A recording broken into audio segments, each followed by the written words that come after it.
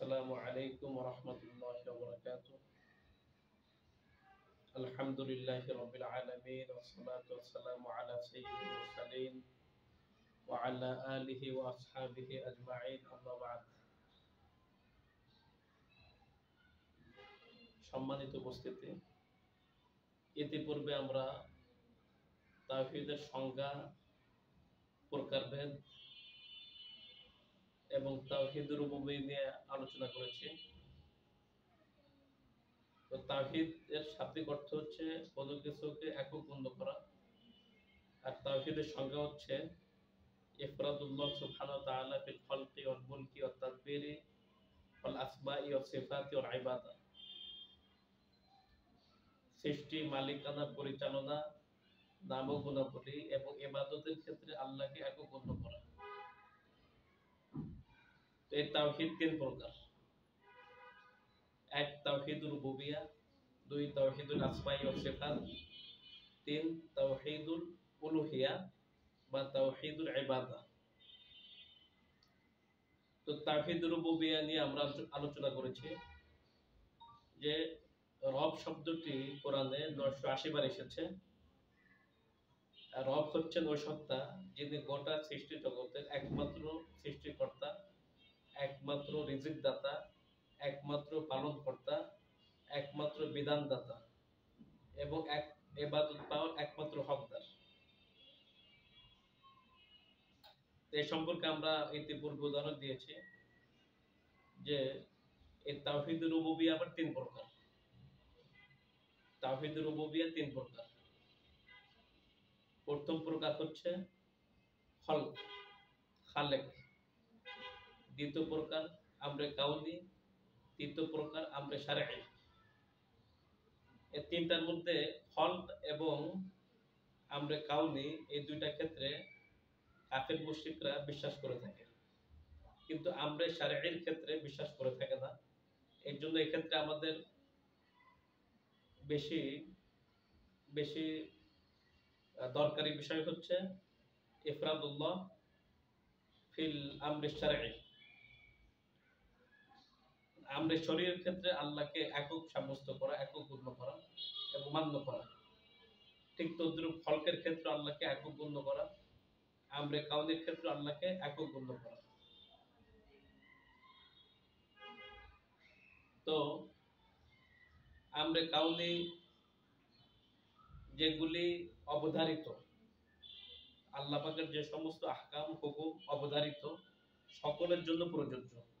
জীবন, মৃত্যু, এই সূর্য উদয়, সূর্য অস্ত যাওয়া, বিশ্ব পরিচালনা, এ সমস্ত বিষয় আল্লাহ পাকের হুকুমের সাথে সম্পর্কিত, গুণের সাথে সম্পর্কিত। এগুলো হবেই হবে, কেউ ঠেকা রাখতে পারবে না। এবং আল্লাহ পাকের আমরে কাউনির বিধিবিধান, যেমন আমরা প্রত্যেকেই বুড়া হব, আমরা কিন্তু বুড়া হইতে চাই না, কিন্তু এটা আল্লাহ পাকের বিধান, হইতেই হবে। চুল দাড়ি পাকবে। এরপর মৃত্যু, মৃত্যু সকলেরই আসবে। যত ক্ষমতা থাকুক, মৃত্যু আমরা ঠেকাতে পারবো না, কারণ এটা আমরে কাউনির বিধান, এটা হবেই হবে। কিন্তু আমরে শরঈর ক্ষেত্রে আল্লাহ তাআলা ইখতিয়ার দিয়েছেন, স্বাধীনতা দিয়েছেন। মানলেও মানতে পারি, নাও মানতে পারি। মানলে পুরস্কার, আর না মানলে শাস্তি, জাহান্নাম। তো এই আমরে শরঈ আবার তিন প্রকার: হালাল, হারাম, তাহলিল, তাহরিম। আল্লাহর হালালকৃত বিষয়কে হালাল রূপে মেনে নেওয়া, আল্লাহর হারামকৃত বিষয়কে হারাম রূপে মেনে নেওয়া। এরপরে আল্লাহ পাকের নিঃশর্ত আনুগত্য করা, শর্তহীন আনুগত্য করা, কোনো কিলোকাল না থাকা। এটা হচ্ছে 2 নাম্বার। আর 3 নাম্বার হচ্ছে আল হিসাব ওয়াল জাযা, আমলের পুরস্কার অথবা শাস্তি। ইতিপূর্বে আমরা এগুলো নিয়ে আলোচনা করেছি। তো এখনের আলোচ্য বিষয় হচ্ছে তাওহীদুল আসমা ওয়া সিফাত। নাম ও গুণাবলীর ক্ষেত্রে আল্লাহকে একক গণ্য করা। তাওহীদুল আসমা, আসমা মানে নাম সমূহ। ইসমুনের জমা আসমা, বহুবচন, নাম সমূহ। আর সিফাত মানে গুণাবলী। ওয়ালিল্লাহিল আসমাউল হুসনা, নিশ্চয় আল্লাহর সুন্দর সুন্দর নাম এবং গুণাবলী রয়েছে। হাদিসের মধ্যে আসছে নিশ্চয়ই আল্লাহ সুবহানাহু ওয়া তাআলার ৯৯টি নাম আছে, যে ব্যক্তি সে আহসাহা সেগুলি আয়ত্ত করতে পারবে সে জান্নাতে দাখিল হবে। এখানে নবীজি হাফিজা শব্দ উল্লেখ করেন, হাফিজা মানে মুখস্থ করা, আর আহসা মানে আয়ত্ত করা। আয়ত্ত করা মানে শুধু মুখস্থ করা নয়, বরং প্রত্যেকটা আল্লাহ পাকের নাম এবং গুণাবলী এগুলির অর্থ জানতে হবে, উপলব্ধি করতে হবে, বুঝতে হবে এবং নিজের মধ্যে বাস্তবায়ন করতে হবে। আল্লাহ সুন্দর সুন্দর নাম সমূহ এগুলির অর্থ জানতে হবে, মর্মার্থ জানতে হবে এবং যেগুলি আল্লাহর সাথে পুরোপুরি খাস না সেগুলো নিজের মধ্যে আনার চেষ্টা করতে হবে। যেমন রহিম আল্লাহ পাকের একটা গুণ, রহিম দয়াশীল, গফুর ক্ষমাশীল। আমি চেষ্টা করব ক্ষমা করার গুণ আমার মধ্যে নিয়ে আসার জন্য, আমার চেষ্টা করতে হবে দয়া করার গুণ নিয়ে আসার জন্য। এরপর আল্লাহ তাআলা সাত্তার, অন্যায়কে গোপনকারী, আমারও চেষ্টা করতে হবে অন্যায়কে গোপন করার জন্য। এরপরে আরো এরকম অনেক গুণাগুণ আছে, এগুলি বান্দার চেষ্টা করবে তার মধ্যে নিয়ে আসার জন্য। আর কিছু গুণাবলী আছে আল্লাহর সাথে খাস, সেক্ষেত্রে কাউকে অংশীদারিত্ব করা যাবে না, করলে সেটা শিরিক হবে, কুফর হবে। তো আল্লাহ পাকের নাম ও গুণাবলীর ক্ষেত্রে অনেক বিভ্রান্তি আমাদের সমাজের মধ্যে আছে, সেগুলো আমি কিছু আলোচনা করবো ইনশাআল্লাহ। প্রথমত আল্লাহ তাআলা বলেছেন ওয়ালিল্লাহিল আসমাউল হুসনা ফাদউহু বিহা, নিশ্চয়ই আল্লাহ সুবহানাহু ওয়া তাআলার সুন্দর সুন্দর নাম রয়েছে, তোমরা এগুলো দিয়ে ডাকো। এবং ওই লোকদের অনুসরণ করো না আল্লাযীনা ইউলহিদুনা, যারা আল্লাহ পাকের নামের মধ্যে বিকৃতি সাধন করে। ইলহিদুন মানে বিকৃতি করা। তো এখানে বিষয়টা হচ্ছে আল্লাহ পাকের সুন্দর নামসমূহ ব্যবহার করার ক্ষেত্রে কিভাবে ব্যবহার করবো আমরা, যেটা কোরআন এবং হাদিসে আছে সেটাকে আমাদেরকে ব্যবহার করতে হবে। তো বর্তমানে আল্লাহ পাকের নাম অনেকে অনেকভাবে বলে, কেউ বলে গড, কেউ বলে ঈশ্বর, কেউ বলে পরামর্শক, আবার কেউ বলে ভগবান, আবার কেউ বলে খোদা। এই সমস্ত শব্দ কোরআনেও নেই, হাদিসেও নেই, কোথাও নেই। এই জন্য এই সমস্ত শব্দে আল্লাহকে ডাকা সম্পূর্ণরূপে নাজায়েজ, হারাম। খোদা শব্দের মধ্যে শিরকি আছে, অন্যান্য শব্দের মধ্যে পুরুষলিঙ্গ স্ত্রীলিঙ্গ আছে, ভগবান ভগবতী, ঈশ্বর ঈশ্বরী। এই সমস্ত নাম আল্লাহকে কখনো ডাকা যাবে না, এগুলো একদম নাজায়েজ। আল্লাহ তাআলা যে নামগুলি তার নিজের জন্য চয়ন করেছেন এবং বর্ণনা করেছেন, সেগুলো দিয়ে আমাদেরকে ডাকতে হবে। মন গড়া কোনো নাম দিয়ে আল্লাহকে ডাকা যাবে না, এটা সম্পূর্ণরূপে নাজায়েজ। রহিম রহমান, গফুর গফফার, সাত্তার, এরপরে জাব্বার, রাজ্জাক, খালেক, বার, এরকম অনেক অসংখ্য অগণিত আল্লাহ পাকের সুন্দর সুন্দর নাম আছে, এগুলো দিয়ে আল্লাহকে ডাকতে হবে। এটা প্রথমত বিষয়। ২ নম্বর বিষয় হচ্ছে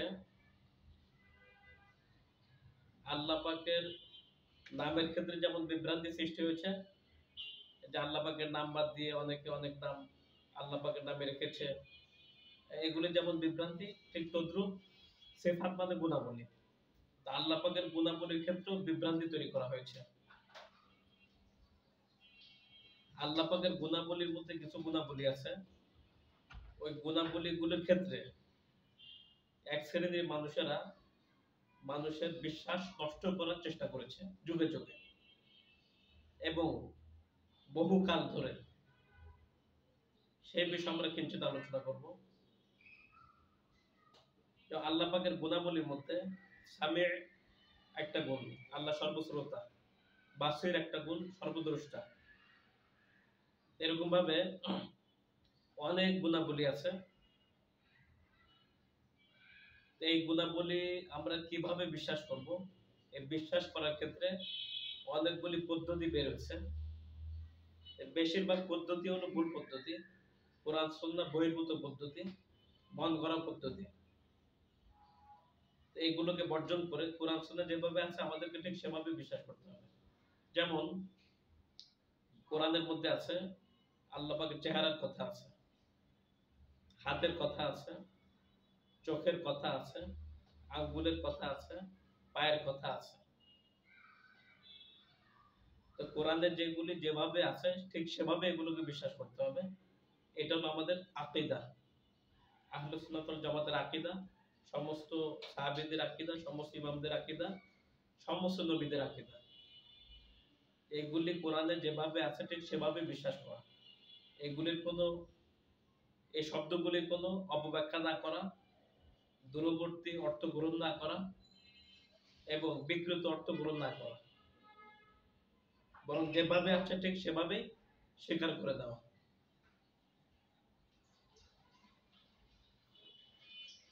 তো এই বিভ্রান্তিগুলি আসছে অনেক পরে। আমাদের সমস্ত ইমামরা আকীদার উপর কিতাব লিখেছেন। ইমাম আবু হানিফা রাহমাতুল্লাহ আলাইহি বিখ্যাত কিতাব আল ফিকুল আকবর লিখেছেন, সেখানে তাওহীদুল আসমা ওয়া সিফাত নিয়ে দীর্ঘ আলোচনা আছে। ইমাম আহমদ বিন হাম্বল রাহমাতুল্লাহ লিখেছেন।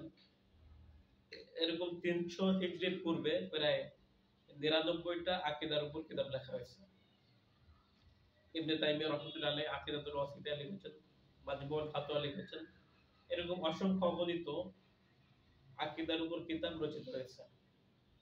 তা আমাদের বর্তমান প্রচলিত যে আকীদা বিশ্বাস, এগুলি 320 হিজরির পরের আশারি, মাতুরিদি, জাহমি, মুতাজিলি, এবার মুআত্তিলি, এই সমস্ত আকীদা বিশ্বাস। এগুলোকে পোষণ করলে অবশ্যই তার তাওহীদুল আসমা ওয়া সিফাত নষ্ট হবে, তার মধ্যে তাওহীদ আসবে না। এর জন্য অবশ্যই তাকে জাহান্নামে যেতে হবে। এর জন্য সালফে সালিহদের আকীদা আমাদেরকে গ্রহণ করতে হবে। এরপরে যে কথাগুলি বলছিলাম, ইস্তিওয়া, আরশের উপর সমুন্নত হওয়া, এটা আল্লাহ পাকের একটা গুণ। এরপর আল্লাহ তাআলা প্রতি রাতে প্রতি রাতের শেষ ভাগে 7 আসমান থেকে নিচের আসমানে নেমে আসেন, অবতরণ করেন। এটা আল্লাহ পাকের একটা গুণ। ঠিক সেভাবে এরকম অসংখ্য গুণ আছে। এইগুলি কোরআন হাদিসে যেভাবে আছে ঠিক সেভাবে বিশ্বাস করতে হবে।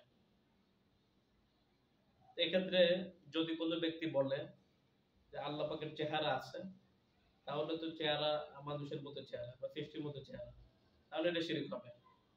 আবার যদি কোনো ব্যক্তি বলে যে আল্লাহ চেহারা চেহারা চেহারা যদি আমি স্বীকার করি, তাহলে সৃষ্টির সাথে সাদৃশ্য করতে হয়। এই জন্য আমি বলবো যে আল্লাহ পাকের চেহারাই নাই, চেহারাদের উদ্দেশ্য হলো অস্তিত্ব, তাহলে এটা কুফর হবে।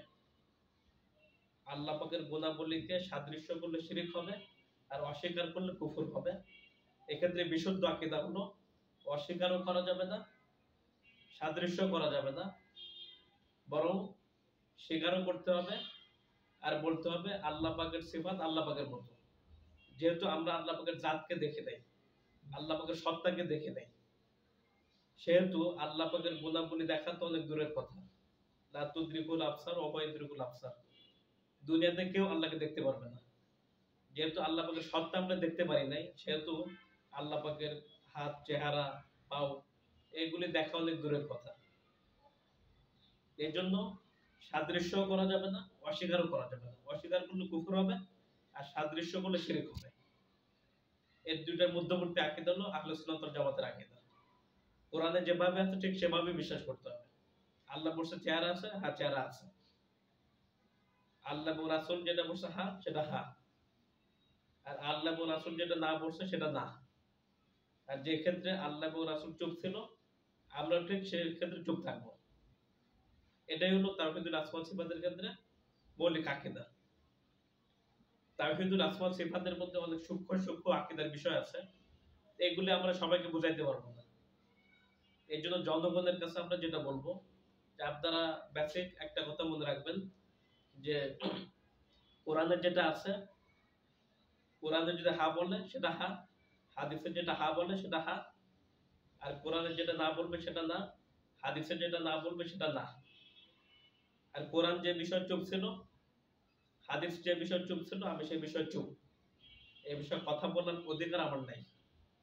যেমন কোরআনে চেহারার কথা আছে, হাদিসে চেহারার কথা আছে, সুরতের কথা আছে, আঙ্গুলের কথা আছে, পায়ের কথা আছে, তারপরে চোখের কথা আছে। তো এগুলি বিশ্বাস করব, কিন্তু কোরআন এবং হাদিসে কানের কথা নাই, নাকের কথা নেই। তো যদি আমি বলি যে আল্লাহর নাকও আছে কানও আছে, তাহলে এটা হবে না। যেহেতু কোরআনে নাই সেহেতু আমি বলবো না, চুপ থাকবো। যদি বলি যে আল্লাহ পাকের কানও আছে নাকও আছে, তাহলে এটা কোরআন হাদিসে নাই, আল্লাহ বলেন রাসূল বলেনি। আবার যদি বলি আল্লাহ পাকের কানও নাই নাকও নাই, সেটাও ভুল হবে। কারণ আল্লাহ তো এটা নিষেধ করে দেয় যে আমার কান নাই আমার নাক নাই, রাসূল তো এটা নিষেধ করে দেয়। তো যে ক্ষেত্রে কোরআন হাদিস চুপ ছিল, সেক্ষেত্রে আমাকেও চুপ থাকতে হবে। এটা হলো পরিষ্কার আকীদা। আর যে ক্ষেত্রে সেক্ষেত্রে আমিও আর যে ক্ষেত্রে কোরআন হাদিস না, সেক্ষেত্রে আমিও না। তো আল্লাহ পাকের নাক আছে কিনা কান আছে কিনা, সেক্ষেত্রে হাদিস কোরআন চুপ ছিল, আমারও চুপ থাকতে হবে। আবার কিছু গুণাগুণ আছে যেগুলি কোরআন পড়ছে নাই, আমাকে নাই বিশ্বাস করতে হবে, না বিশ্বাস করতে হবে। যেমন আল্লাহ পাকের ঘুম নাই, লা তাখুযুহু সিনাতুন ওয়ালা নাওম। আল্লাহ পাকের ঘুম নাই, আল্লাহ পাকের তন্দ্রা নেই। তো আমাকে এটাই বিশ্বাস করতে হবে। এটাই পরিষ্কার আকীদা। কোরআন সুন্নাহর যা আছে সেটা যেটা না আছে সেটা না। আর যে ক্ষেত্রে চুপ আছে সেই ক্ষেত্রে আমরাও চুপ থাকবো। সাহাবা কেরাম চুপ ছিলেন, সমস্ত নবীরা চুপ ছিলেন, এবং আমাদের রাসূল সাল্লাল্লাহু আলাইহি ওয়াসাল্লাম চুপ ছিলেন। এক্ষেত্রে ব্যাখ্যা বিশ্লেষণ করা, বিকৃতি সাধন করা, দূরবর্তী অর্থ গ্রহণ করা, অপব্যাখ্যা করা, এগুলি নিতান্তই নিকৃষ্ট নাজায়েজ এবং শিরকি কাজ। এজন্য আরেকটা বিষয় ক্লিয়ার করি, এক্ষেত্রে আল্লাহ পাকের নাম ও গুণাবলী, এক্ষেত্রে মুমিনদের বিশ্বাস নষ্ট করার জন্য অনেকগুলি ফিরকা তৈরি হয়েছে। এর মধ্যে একটা আছে মুআত্তিলা। এদের আকীদা হচ্ছে আল্লাহ পাকের সিফাতকে তারা অস্বীকার করে, আল্লাহ পাকের সমস্ত গুণাবলী তারা অস্বীকার করে। তারা বলে যদি আমরা আল্লাহ পাকের গুণাবলী স্বীকার করি, তাহলে তো সৃষ্টির সাথে সাদৃশ্য হয়। এর জন্য তারা ডাইরেক্ট বলে যে আল্লাহ নিরাকার, আল্লাহর হাত পা চোখ কিছু নাই। তো এটা হলো কুফরি আকীদা। আল্লাহকে নিরাকার বলা নাস্তিকতার নামান্তর। এজন্য এটা একদম কুফরি আকীদা। ঠিক তদ্রুপ তারা বিভিন্ন দলিল পেশ করে, লাইসা কামিথলিহি শাইউন ওয়া হুয়াস সামিউল বাসীর। আল্লাহ তাআলা বলতেছেন আল্লাহ তাআলার মতো কিছু নাই, আল্লাহ তাআলার মতো কিছু নাই, তিনি সর্বশ্রেষ্ঠ, সর্বশ্রোতা, সর্বদ্রষ্টা। এখানে তো অনেকের অর্থ করে যে আল্লাহ তাআলার কিছু নাই, মানে বিকৃতি করে। এখানে আয়াতটা হলো আল্লাহ পাকের মতো কিছু নাই, আর অর্থ করে আল্লাহ তাআলার কিছু নাই, মানে আল্লাহ নিরাকার। তো আল্লাহ নিরাকার এটা হাদিসেও নাই, কোরআনেও নাই, কোথাও নেই। এটা হলো বেদাতীদের আকীদা। এটা কখনোই বলা যাবে না এবং বিকৃত অর্থ করা যাবে না, এটা কুফরি আকীদা। আরেকটা দল বের হয়েছে, এই মুআত্তিলা আকীদার আবিষ্কারক জাহাব ইবনে সাফওয়ান সামারকান্দি। 130 হিজরিতে সে মারা গেছে। এবার 150 হিজরিতে ইমাম বালকি বের হয়েছে, তার আকীদা হলো মুশাব্বিহা মুজাসসিমা, মানে মুআত্তিলা আকীদার বিপরীত। সে বলতেছে যে আল্লাহ তাআলার সিফাত, আল্লাহ পাকের গুণাবলী মানুষের মতো। এটা হলো শিরকি আকীদা। আল্লাহ ডাইরেক্ট বলতেছে লাইসা কামিথলিহি শাইউন, আল্লাহ পাকের মতো কিছু নাই, আর আমি বলতেছি মানুষের মতো। তো সাদৃশ্য করা শিরক আর অস্বীকার করা কুফর। কুল হুয়াল্লাহু আহাদ আল্লাহুস সামাদ লাম ইয়ালিদ ওয়া লাম ইউলাদ ওয়া লাম ইয়াকুল লাহু কুফুয়ান আহাদ। আল্লাহ পাকের সমকক্ষ কিছু নাই। এখন যারা আল্লাহ পাকের সিফাতকে অস্বীকার করে, এই কথা বলে যে সিফাতকে যদি স্বীকার করি তাহলে সৃষ্টির সাথে সাদৃশ্যশীল হয়, তাদেরকে আমি বলবো এই সৃষ্টির সব কি একই রকম? মানুষেরও হাত আছে, গরু ছাগলের হাত আছে, দুইটা কি একই রকম? মানুষেরও মাথা আছে, পিঁপড়ারও মাথা আছে। তা পিঁপড়ার মাথা আর মানুষের মাথা কি একই রকম? তো আল্লাহ পাকের সুরত আছে, চোখ আছে, হাত আছে, পাও আছে। এর অর্থ এটা না যে এগুলি মানুষের মতো। এখানে বিশ্বাস করতে হবে আল্লাহর হাত আল্লাহর মতো, আল্লাহর চেহারা আল্লাহর চেহারার মতো, আল্লাহর চোখ আল্লাহর চোখের মতো। আল্লাহ আমাদেরকে জানায় নেই বা রূপরেখা আমরা জানি না, আমরা আল্লাহকে দেখে নেই। এটা হলো বিশুদ্ধ আকীদা। এক্ষেত্রে ইমাম মালিক রাহমাতুল্লাহি আলাইহি বলছেন, ইস্তিওয়াহু মালুম, ইয়াদু মালুম, ওয়াল কাইফু মাজহুল, ওয়াল ঈমানু বিহি ওয়াজিব, ওয়া সুআলু আনহু বিদআহ। আল্লাহ পাকের যে বিষয়গুলো হাদিস কোরআন আছে এগুলো স্বীকৃত বিষয়, এগুলো বিশ্বাস পোষণ করতে হবে, ফরজ। তবে এগুলির রূপরেখা অজানা বিষয়, আর এসব বিষয় প্রশ্ন করা বেদাত।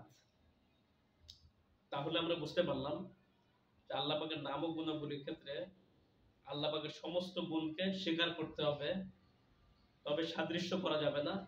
আল্লাহ পাকের সমস্ত গুণ আল্লাহ পাকের শান মোতাবেক, তার অনুযায়ী, তার মতো। কোনো সৃষ্টির সাথে সাদৃশ্যশীল নয়। অস্বীকারও করা যাবে না, সাদৃশ্য করা যাবে না, বরং বলতে হবে আল্লাহ পাকের গুণাবলী আল্লাহ পাকের মতো। এটা হলো বিশুদ্ধ আকীদা। যারা অস্বীকার করছে এরা মুআত্তিলা, আল্লাহকে নিরাকার বলে, এটা কুফরি আকীদা। আর যারা সাদৃশ্য করে এটা হলো মুশাব্বিহা, মুজাসসিমা, শিরকি আকীদা। এই দুটা থেকে আমাদেরকে দূরে থাকতে হবে। তারপরে তো আল্লাহ নিরাকার আকীদা, এটা কুফরি আকীদা, আমরা প্রমাণ পেলাম। ইমাম আবু হানিফা রাহমাতুল্লাহি আলাইহি বলছেন, যে ব্যক্তি বলবে, আরেকটি বিষয় আমি পরিষ্কার করি, আরেকটি বাতিল এবং শিরকি আকীদা, সেটা হচ্ছে আল্লাহ সর্বত্র বিরাজমান। এটা বাতিল এবং শিরকি আকীদা। কোরআনের মধ্যে প্রায় প্রতিটি সূরায় পরোক্ষভাবে এবং প্রত্যক্ষভাবে আল্লাহ পাক আরশের উপর আছে, আসমানের উপর আছে, ঊর্ধ্বে আছে, এই বিষয়টা বর্ণিত হয়েছে। এবং ডাইরেক্ট ৭টা সূরায় ৭টা আয়াতে আলাল আরশে ইস্তাওয়া, আল্লাহ তাআলা আরশের উপর আছেন, এটা বোঝানো হয়েছে। সূরা তাহার মধ্যে আর রহমানু আলাল আরশে ইস্তাওয়া, রহমান আরশের উপরে সমুন্নত, আরশের ঊর্ধ্বে অবস্থান করছেন। এরকম অসংখ্য অগণিত হাদিস আছে। এর মধ্যে একটি বিখ্যাত হাদিস মেরাজের হাদিস, মেরাজ। তা আল্লাহ তাআলা যদি সর্বত্র বিরাজমান থাকে তাহলে মেরাজে যেতে হবে কেন? তো ঘর থেকে আল্লাহকে দেখতে পাইতেন বা আল্লাহর সাথে সাক্ষাৎ করতে পারতেন, কথা ঠিক না? তাহলে বোঝা গেল আল্লাহ সুবহানাহু ওয়া তাআলা ঘর থেকে বের হয়ে বাইতুল মুকাদ্দাসে গিয়েছেন, পরে সেখান থেকে ৭ আসমানে গিয়েছেন, আল্লাহর সাথে সাক্ষাৎ করেছেন, সেখানে ৫ ওয়াক্ত সালাত ফরজ হয়েছে। তারপরে তিনি আল্লাহ পাকের অনেক নিয়ামত দেখে পরে দুনিয়াতে আসছেন। তাহলে বোঝা গেল যে আল্লাহ তাআলা ৭ আসমানের উপর আছেন, আরশের ঊর্ধ্বে আছেন। তো যদি এক্ষেত্রে কোনো দলিল প্রমাণ নাও থাকতো, তবুও আরশের যে মেরাজের যে বিষয়টা, এটাই প্রমাণ করে যে আল্লাহ তাআলা ঊর্ধ্বে আছেন। তারপরে বুখারীর মধ্যে, সহিহ মুসলিমের মধ্যে হাদিস আসছে, একজন লোক তার দাসীকে থাপ্পড় দিয়েছে। পরে সে নবীর কাছে গিয়ে বলল, আমি তো আমার দাসীকে থাপ্পড় দিয়েছি, বিষয়টা কেমন? তখন রাসূল সাল্লাল্লাহু আলাইহি ওয়াসাল্লাম বললেন, তিনি এটাকে বড় একটা অপরাধ হিসেবে গণ্য করলেন। তারপরে বললেন, তোমার দাসীকে তুমি নিয়ে আসো। তো নিয়ে আসার পরে নবীজি তাকে ২টা প্রশ্ন করছে। একটা প্রশ্ন হলো আইনাল্লাহ, আল্লাহ তাআলা কোথায়? তো দাসী উত্তর দিয়েছে, আল্লাহু ফিস সামা, আল্লাহ তাআলা আসমানের উপর। এবার নবীজি জিজ্ঞেস করছে, মান আনা, আমি কে? তখন দাসী উত্তর দিয়েছে, আনতা রাসূলুল্লাহ, আপনি আল্লাহর রাসূল। তখন নবীজি বলছে, আতিকা ফাইন্নাহা মুমিনা, তুমি তাকে মুক্ত করে দাও, কারণ সে মুমিন। মানে দুটি কথার ভিত্তিতে তাকে ঈমানের স্বীকৃতি দিয়েছেন। একটি হচ্ছে আল্লাহ আসমানের উপরে, আর একটি হচ্ছে আমি আল্লাহর রাসূল। তাহলে বোঝা গেল যে আল্লাহ তাআলা কোথায় আছেন এ সম্পর্কে বিশুদ্ধ আকীদা পোষণ করা ঈমানের গুরুত্বপূর্ণ একটা বিষয়। তো আল্লাহ পাকের নাম ও গুণাবলীর ক্ষেত্রে কিছু আলোচনা করেছি। এই বিষয়ে বিখ্যাত তাফসিরে তবারির কিছু অংশ বিশেষ তুলে ধরছে তাওহীদুল আসমা ওয়া সিফাতের বিষয় নিয়ে। তাফসিরে তবারিতে উল্লেখ আছে, ইন্না জামিআ মা ওয়ারাদা ফি কিতাবিল্লাহি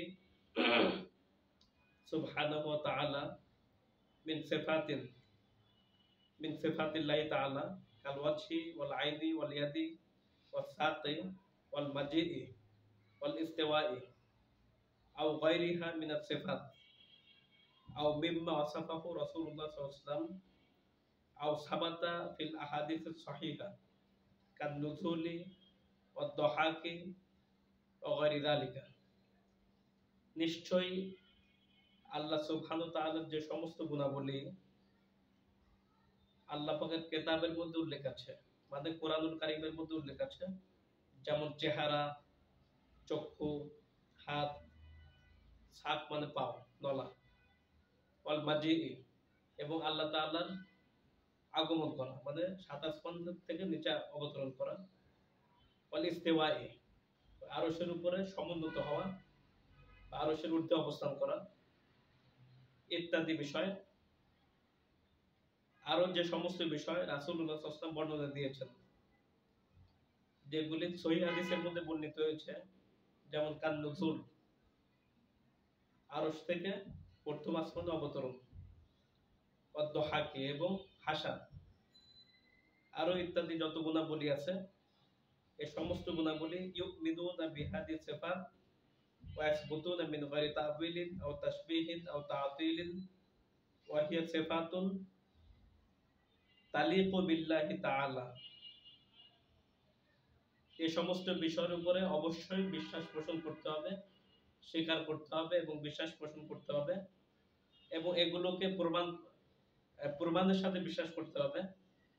মিন গায়রি তা'বিলিন কোন রকম ব্যাখ্যা করা ছাড়া, আও তাশবিহিন সাদৃশ্য করা ছাড়া, আও তা'তিলিন অথবা কোন গুণাগুণ অস্বীকার করা ছাড়া, মানে এই সমস্ত গুণাবলী অনস্বীকার্যভাবে স্বীকার করতে হবে, বিশ্বাস করতে হবে।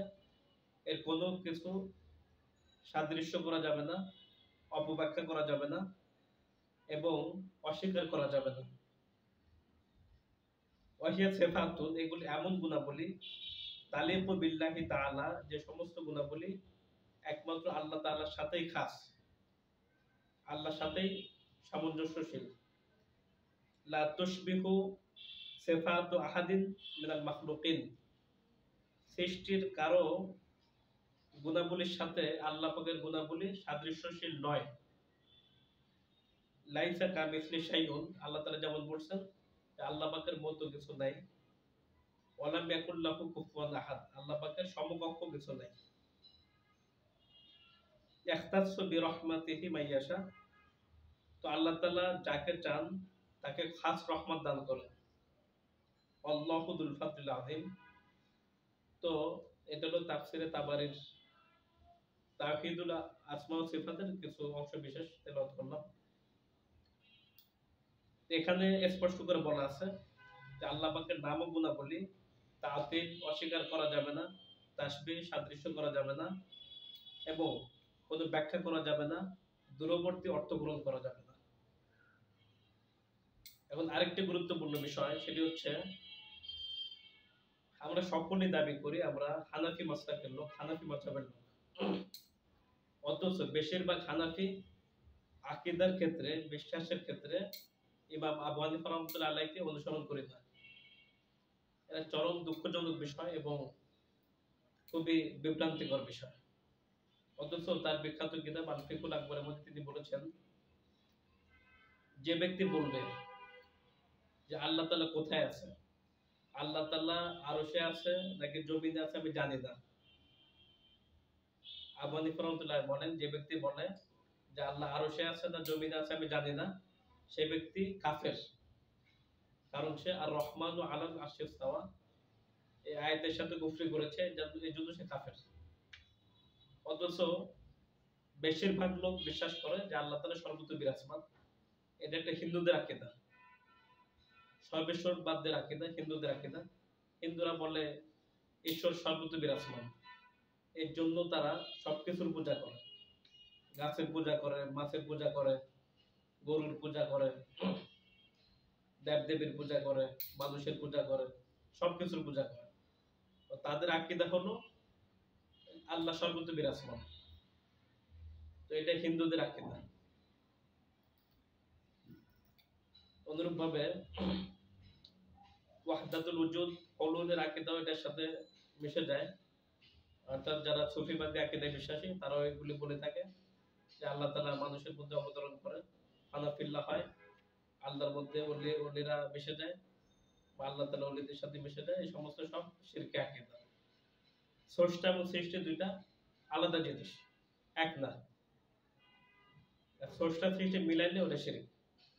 যে ব্যক্তি বলবে যে আল্লাহ মানুষের মধ্যে চলে আসে বা মানুষ আল্লাহর মধ্যে ঢুকে যায়, মিশে যায়, একাকার হয়ে যায়, ওয়াহদাতুল উজুদ হয় বা হুলুল হয়, সে স্পষ্ট মুরতাদ হয়ে যাবে, ইসলাম থেকে বের হয়ে যাবে।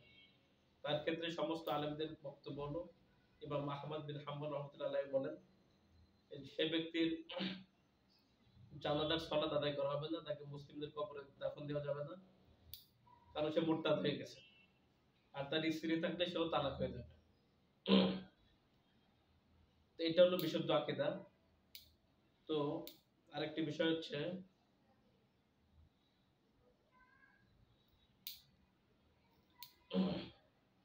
আল্লাহ পাকের নাম ও গুণাবলী। আল্লাহ তাআলা সর্বত্র বিরাজমান, আরেকটি হলো আল্লাহ নিরাকার। এই বিষয়ে ফিকুল আকবরের মধ্যে ইমাম আহমদ রাহমাতুল্লাহি আলাইহি স্পষ্ট করে বলেছেন, যে ব্যক্তি আল্লাহ পাকের মৌলিক হাতকে অস্বীকার করবে অথবা হাত দ্বারা উদ্দেশ্য নেবে, ইন্দায়াদাহু কুওয়া, হাত দ্বারা শক্তি বা ক্ষমতা উদ্দেশ্য নেবে, সে ব্যক্তি ফাহুয়া ইবতালু সিফা, আল্লাহ পাকের গুণকে, আল্লাহ পাকের একটা গুণকে, সিফাতকে বাতিল সাব্যস্ত করলো। আর এটা কুফরি আকীদা। ফাহুয়া কওলু আহলুল কদর ওয়াল ইতিজাল, এটা কাদরিয়া এবং মুতাজিলাদের আকীদা। অনুরূপভাবে মানে ওই হাত দ্বারা কুদরতি হাত, পাও দ্বারা কুদরতি পাও, কুদরতি চেহারা, এই সমস্ত ব্যাখ্যা করা মানে শক্তি উদ্দেশ্য দেওয়া, এগুলি বিভ্রান্তিকর আকীদা। এক্ষেত্রে কয়েকটি বিষয় হচ্ছে, যদি আল্লাহ পাকের হাত দ্বারা শক্তি বা ক্ষমতা উদ্দেশ্য হয়ে থাকে, তাহলে মানুষের শ্রেষ্ঠত্বের কোনো কিছু বাকি থাকে না। কারণ কোরআনের মধ্যে আছে, আল্লাহ তাআলা বলছে যে আমি খলাকতু বিয়াদাইয়া, মানুষকে আমার নিজ হাতে তৈরি করেছি। আর অন্য সমস্ত মাখলুকাতকে আল্লাহ তাআলা তার কুদরতে সৃষ্টি করছেন, হুকুমে সৃষ্টি করছেন, গুণের দ্বারা সৃষ্টি করছেন।